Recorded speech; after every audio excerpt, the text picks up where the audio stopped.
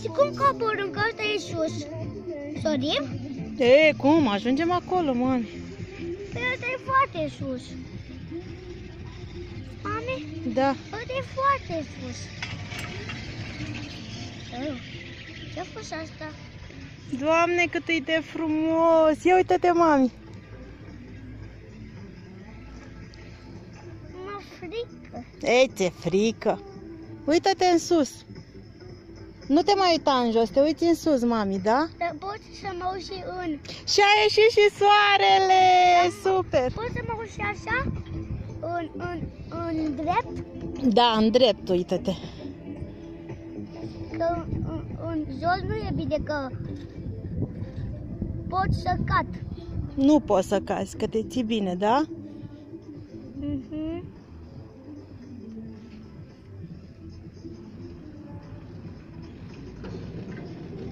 Uite un cățel jos.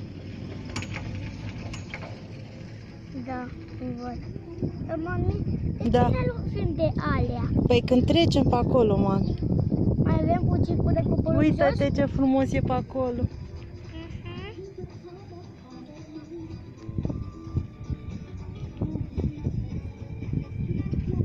E super. Dar de ce n-am făcut așa rotund? Ești un curaj. Ah, cum se vede orașul, uite-te încolo. Încolo, încolo, încolo. Wow. Ai văzut cum se vede orașul, mami? Nu ți-e frică, nu? Nu, uite, mai avem foarte puțin. Da? Da. Da! Fă și eu că mai avem puțin. Uite cum se vede orașul acolo, mami, în partea aia. Aia? Da. Da, îmi văd și pe tati. Da?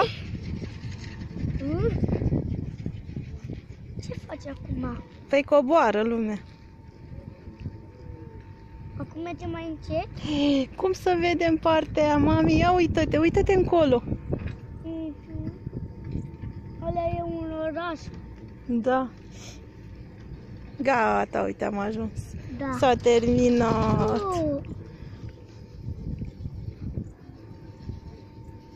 Și pe acolo cum se vede. Când trece pe la... Să fii atent acum când ajungem, da? Da. Doamne, cât de frumos a fost. Ți-a plăcut, mami? Acum de ce mergem încet? Că uite, coboară acolo și de... Oprește să coboare.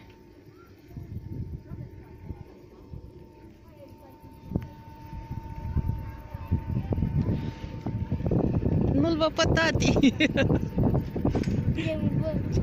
Cred că i-a văzut frică lui tati, rău de tot.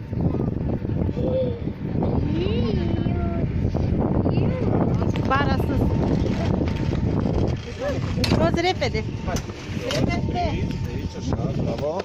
Hai să-l filmăm pe tati când vine.